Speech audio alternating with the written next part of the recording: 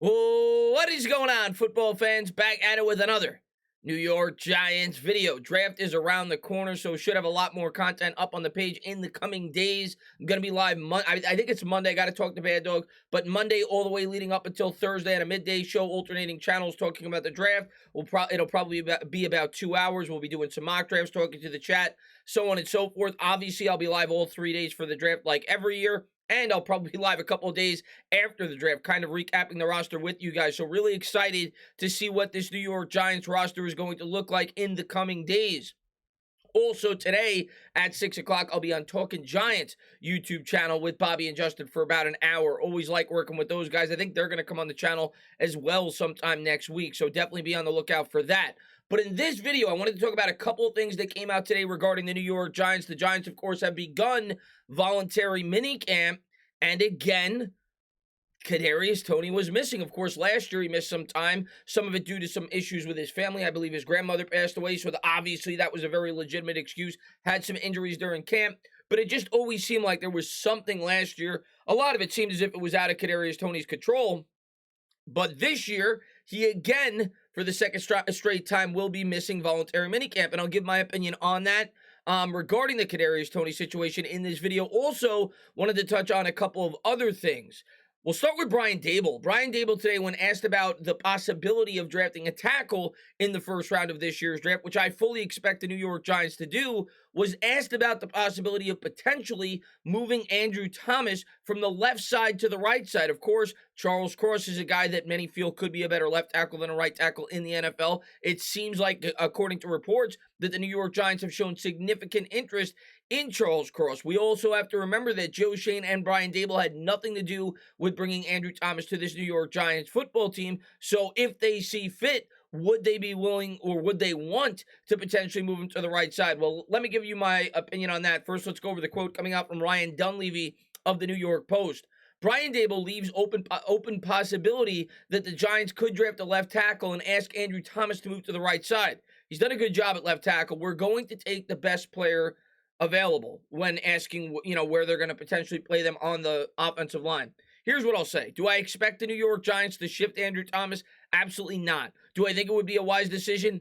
Absolutely not. At the end of the day, Andrew Thomas is the for a fact that we know, the lone cornerstone piece on this Giants football team. He's a guy that, if he could remain healthy, will be the tackle for the New York Giants for the next 10 years. Last year, outside of some of the injuries in which he missed a little bit of time, Andrew Thomas was one of the better left tackles in the NFL, and it's something that the New York Giants seemingly got right.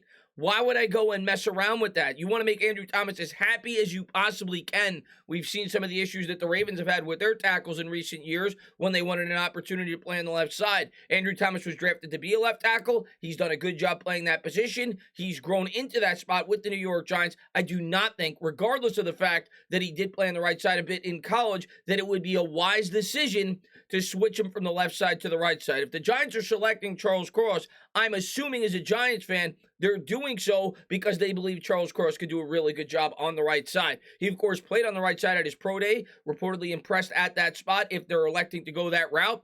And as far as Aquanu goes, I think he's more than capable of playing on the right side along with a guy like Evan Neal. Of course, it's a new regime, so anything is a possibility, but I would be pretty surprised if the Giants look to move Andrew Thomas from the left side to the right. So I'm not going to read too much into that. We'll see after the draft what the roster looks like and what their plans are going to be on that offensive line. Now we're going to talk about some of the guys that were in attendance and not in attendance for voluntary minicamp. There were a couple of other names that were not there as well. We'll start with this coming out from Dan Duggan. Wide receiver Kadarius Toney and cornerback James Bradberry weren't in attendance for the first day of Giants voluntary minicamp or any of the offseason program to date, per sources. Bradberry is staying away as he awaits resolution on his fate. No word on the reason for Toney's absence. Shane was also asked today about the possibility of potentially trading James Bradberry. We'll dive into that in a second, but James Bradberry's absence makes complete sense, both from Bradberry's perspective and the New York Giants' perspective, and it leads me to believe that the New York Giants more than likely will be moving on from James Bradberry at some point this offseason. And That still remains to be seen. We'll have to wait and see, but we all know that the Giants have pressing cap needs. Shane was asked about the cap situation this year and whether or not he'd be open to trading back specifically to help this year's cap space, and he said absolutely not. Obviously, I'm paraphrasing a bit, but I think that's a wise decision. You don't pass up on drafting and, a guy that you feel could be an elite talent to try to alleviate, a couple of $1 million on the cap. If you love a player at 5 or 7, you stay there and you take that player. As far as Bradberry goes, though, the reason it makes sense from his perspective, he doesn't want to get hurt. He doesn't want to hurt his potential value to go somewhere else, and you can say the same thing about the New York Giants. So it really doesn't make sense for either party if the ultimate plan is to trade him or to move on from James Bradberry for him to be there at minicamp. As far as Kadarius Toney goes, that's a completely different story. This then coming out from Ian Rappaport. From NFL Now, hashtag Giants GM Joe Schoen says the team has received trade calls centered around cornerback James Bradberry. What those trade calls are, who knows? This could be Joe Schoen, as I've said all along, trying to deal from a position of power. For all we know, they could be 6th or 7th round picks. Joe Schoen also talked about the fact that he has an alternate plan, in which James Bradberry could still be with the New York Giants football team. We'll have to wait and see how it all plays out. This then coming out from Joe Schoen regarding Kadarius Toney not being at voluntary training camp today. Giants GM Joe Schoen on Kadarius Toney not being present today. It's voluntary. Life happens. We've been in contact. And, he said a couple other things as well if you watch the video, but that was the gist.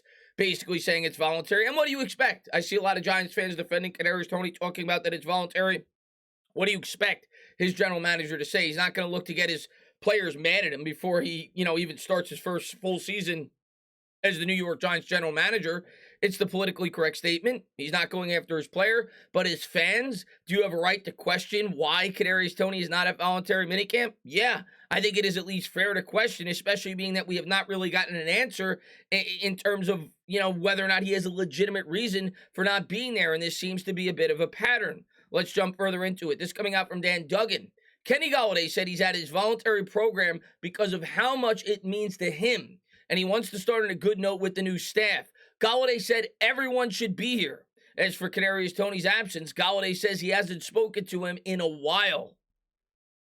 Not the best thing that you want to hear. Obviously, both of them in the wide receiver room. It's good to see that Kenny Golladay seems to want to be taking a little bit more of a leadership role this year for the New York Giants wide receiver room, and he's absolutely right. Every player should be at voluntary minicamp with the way this team has performed since 2017. You could argue the New York Giants have been the worst team in the NFL. As far as Kadarius Toney goes, unless he has a legitimate excuse, which I want to continue to say, he should absolutely be there, voluntary or not.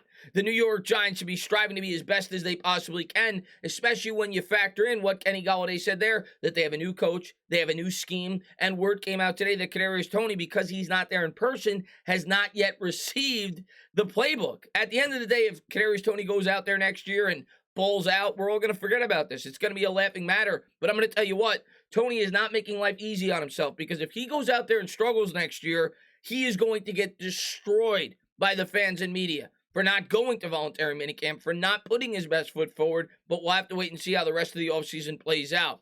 This coming out from Vacchiano. Giants wide receiver Kenny Golladay on attending voluntary minicamp. That's how much it means to me, especially coming off of last season. Everyone should definitely be there. He and Sterling Shepard plan on reaching out to Kadarius Toney, who is not here.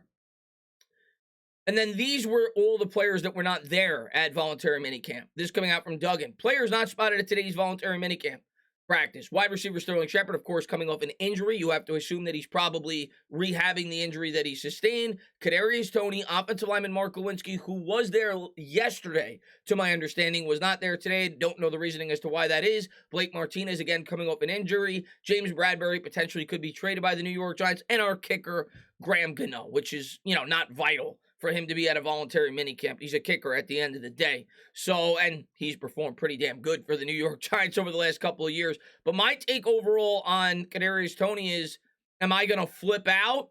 No. Do I think it's somewhat alarming? Yeah, I do.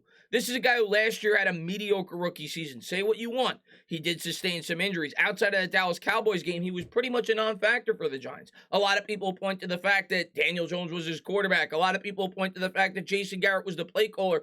Regardless, at the end of the day, you're a first-round pick, and in the NFL, you can't get by on talent alone. You need the desire to be great in the NFL to really be successful. You look at a guy like Victor Cruz. I said it today on Twitter. That was a guy who had the desire to be as great as he possibly can. And I'm not saying that Toney doesn't have that desire, but the vibe that it gives off to the fan base when you don't show up to voluntary minicamp and you're not putting your best foot forward, and you see veterans like Kenny Golladay, Saquon Barkley, Daniel Jones, pretty much everybody on the team outside of players that could potentially be traded or are coming off of injuries are in attendance, it is not a good look for a guy that you're hoping will be a cornerstone piece for this franchise for years to come when you're drafted in the first round. A lot of people will also compare this to Odell Beckham, to which I'll say Odell Beckham had 1,300 yards and 13 touchdowns or whatever it was in his rookie season. Not to say I was thrilled that he didn't always show up to voluntary minicamp, but at the end of the day, the guy produced. Up to this point, Kadarius Toney has done nothing in the NFL. I don't question his ability and his potential, but he needs to have that desire to be great, and especially when you factor in you have a new coach, a new offensive coordinator, and a quarterback that is struggling to build chemistry with him on the roster. At the end of the day, he didn't catch a touchdown all of last season. It is not the best look for Kadarius Toney or the New York Giants. A little bit of a rocky start when it comes to voluntary minicamp. Like I said, in September, if Toney's going out there and bowling out, we will all forget about this. But if he does not bowl out, he put a lot of unnecessary pressure on himself. Can't wait for the draft, guys. Draft is in about a week. Can't believe it came up so quick. Definitely have a lot of coverage up for you guys this week and probably the week following that. We'll have undrafted free agents, so on and so forth. Looking forward to talking Giants football with you guys. As always, if you like what you watch, please subscribe. Drop a comment. Maybe give me a little thumbs up. Cheers.